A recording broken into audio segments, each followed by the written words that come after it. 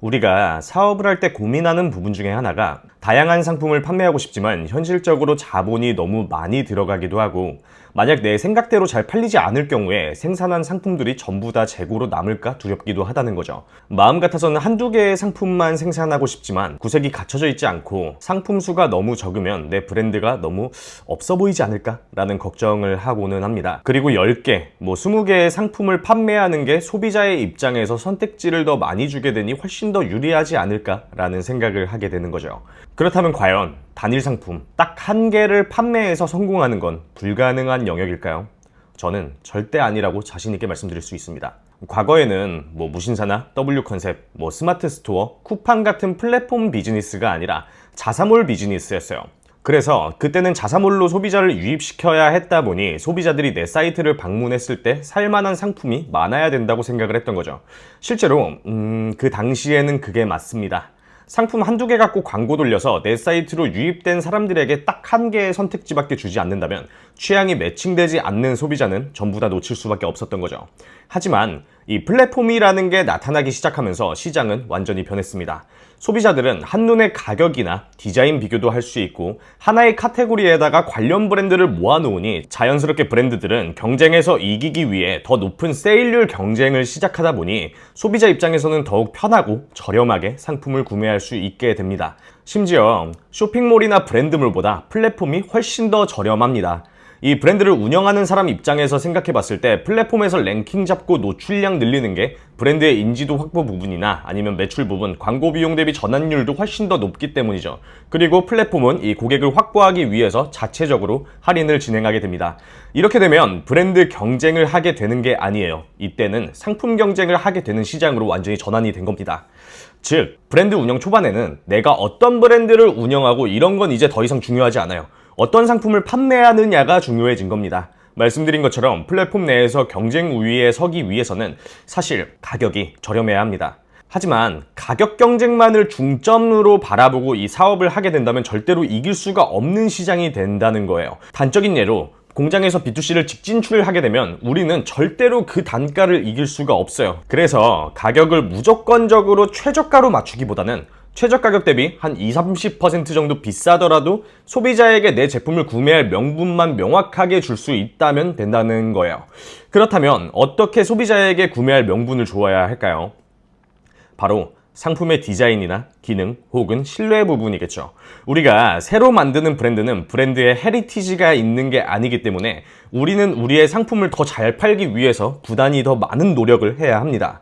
브랜드의 헤리티지가 있다면 브랜드빨로 그냥 믿고 구매를 하겠지만 우리의 상품을 우리조차 잘 모르는 상황에서 소비자가 그저 믿고 사주길 바라는 거는 배부른 소리겠죠. 우리의 상품이 훨씬 더 좋아 보일 수 있게 상세 페이지도 만들고 제품 개발 히스토리도 넣고 오히려 대기업이 아니기 때문에 할 수 있는 이 스토리와 스몰 브랜드의 신뢰를 넣어야 합니다. 단적인 예시로 우리는 대기업이 아니기 때문에 원가를 신경 쓰지 않습니다. 그렇기 때문에 대기업에서는 원가 조절이라는 명분으로 비싸서 사용하지 않는 원료를 우리는 사용할 수 있습니다. 우리는 우리의 브랜드를 알리는 게 목적이기 때문에 최상급의 원료로 준비했습니다. 라고 어필할 줄 알아야 합니다. 이런 식으로 상품의 가치를 높이고 하나의 상품에서 소비자의 관심을 받아 잘 팔리게끔 만들어야 된다는 거죠. 자, 이렇게 되면 우리는 상품을 여러 가지를 준비하는 게 유리할까요? 아니면 하나를 준비하는 게 유리할까요? 사업 초기에는 여러 개의 상품을 판매하는 것보다 하나를 제대로 파는 게 훨씬 더 유리하다는 거예요. 그 이유는 바로 선택과 집중에 있습니다.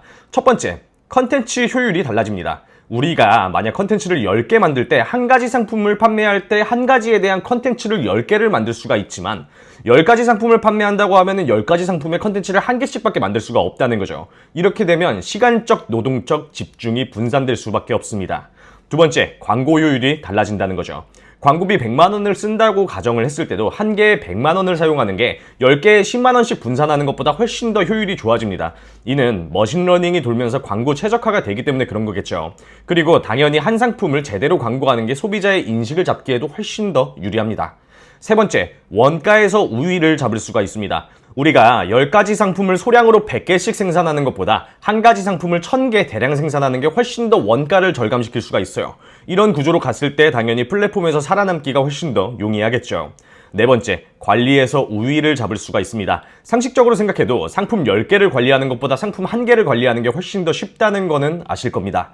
제 경험상 상품 10개를 관리할 때는 하루 10시간 걸리는 업무가 상품 1개를 관리할 때는 하루에 30분도 걸리지가 않습니다. 10분의 1로 줄어드는 게 아니라 거의 20분의 1 수준으로 업무 영역이 월등히 작아집니다. 그만큼 관리할 것도 적어지고 CS 인입량도 적어지고 인력도 많이 필요하지 않게 되니 비용을 세이브할 수 있고, 그 세이브한 비용으로 광고비나 마케팅에 투자한다면 더 큰 성장을 만들어낼 수 있다는 거죠. 결국 위 4가지의 내용을 종합해보면 브랜드의 시그니처 아이템, 스테디셀러를 만드는 개념이 되는 겁니다. 사업을 하시다 보면 알게 되시겠지만 브랜드의 매출을 견인하는 상품은 100가지, 200가지가 아니라 10가지 내외의 상품이 브랜드의 전체 매출을 견인하는 거예요. 통상적으로 브랜드가 떠오를 때는 스테디셀러 아이템 1개 내지 2개가 이 라이징이 되면서 브랜드가 커지게 됩니다. 이때 한두 가지 상품이 전체 매출의 대략 70% 정도를 차지하게 되는데, 그렇게 스테디셀러가 많이 팔리게 되면서 비슷한 파생 상품의 판매량이 서서히 올라오기 시작을 한다는 거죠. 이렇게 되면 최초의 70%를 독점했던 한두 가지의 상품의 점유율이 전체 매출 대비 20-30% 수준으로 줄어들게 되지만, 이 상품과 연관된 상품의 제품들이 70-80%를 견인하는 상황이 벌어집니다. 이는 어떤 브랜드도 모두가 공통적이에요. 아마 사업을 좀 해보신, 그러니까 매출을 좀 내보신 분들은 이 내용에 대해서 그 누구도 부정하실 수가 없을 거예요. 반대로 말하면 모든 브랜드는 이런 스테디셀러 아이템을 만들기 위해서 매일같이 노력을 하고 있다는 거죠. 그렇다면 그 라이징되는 한 상품은 운으로 만들어지는 걸까요? 제 경험상 운이 아니라 우리가 신경 쓰는 만큼 비례해서 올라옵니다. 물론 아무리 노력해도 팔리지 않는 상품도 있기는 해요. 하지만 그런 상품은 정말 열에 한두 개 정도 밖에 안 되고, 대부분 열의 9은 노력하면 노력하는 만큼 판매량이 올라오더라고요. 우리는 한 가지 상품을 잘 판매하는 게 중요하지, 처음부터 10개, 20개 구색 갖춰놓고 이 분산시켜가지고 다 같이 팔려고 하면은 그게 안 된다는 거예요. 그만큼 상품의 선택과 집중이 분산이 되기 때문에 이도저도 아니게 되다 그냥 끝나는 경우가 대부분입니다. 이렇게 하나만 제대로 팔아도 월 1,000만원, 2,000만원 버는 거 진짜 충분히 가능해요. 여기까지 들으셨으면 아마 이런 생각이 드실 수도 있을 거예요. 그렇다면 신상품을 언제 내야 할까요? 한 가지 상품이 전체 매출의 70% 이상을 견인하면서 더 이상 광고효율이 떨어지고 매출의 성장이 안 보일 때, 그때 신상품을 출시해야 되는데, 이 신상품은 완전히 다른 상품을 출시를 하는 게 아니라 신상품을 내는 기준은 옆으로 내야 하지 아래로 내면 안 된다는 거예요. 그러니까 이게 무슨 말이냐 하면, 내가 건기식을 판매를 하는데 뜬금없이 핸드폰 케이스를 판매한다고 하면 이게 잘 팔릴까요? 절대 안 팔릴 거예요.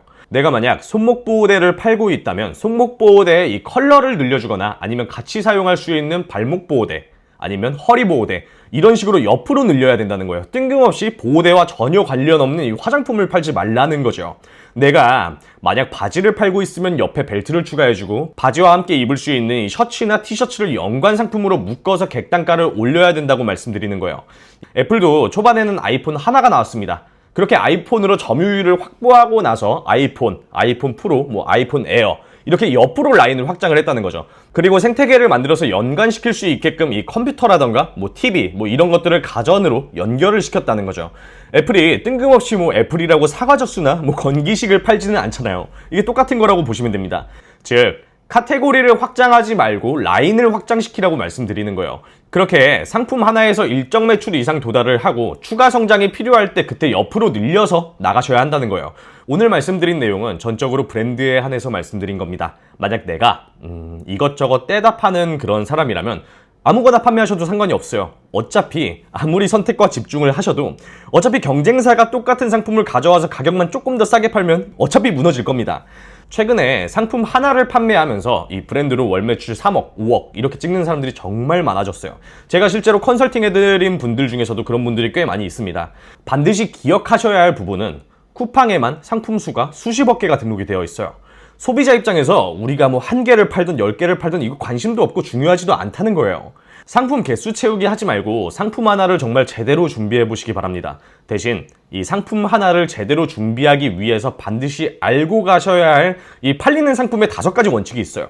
첫 번째로는 원가율이 낮아야 하고요. 두 번째로는 재구매율이 높아야 합니다. 세 번째로는 재구매 주기가 짧아야 하고요. 네 번째로는 경쟁사의 난이도가 낮아야 합니다. 그리고 마지막 5번째, 비포 애프터 퍼포먼스가 명확하게 나와야 합니다. 이에 대한 자세한 교육은 영상의 설명란에 있는 이 강의를 통해서 한번 제대로 알려드리도록 하겠습니다. 감사합니다.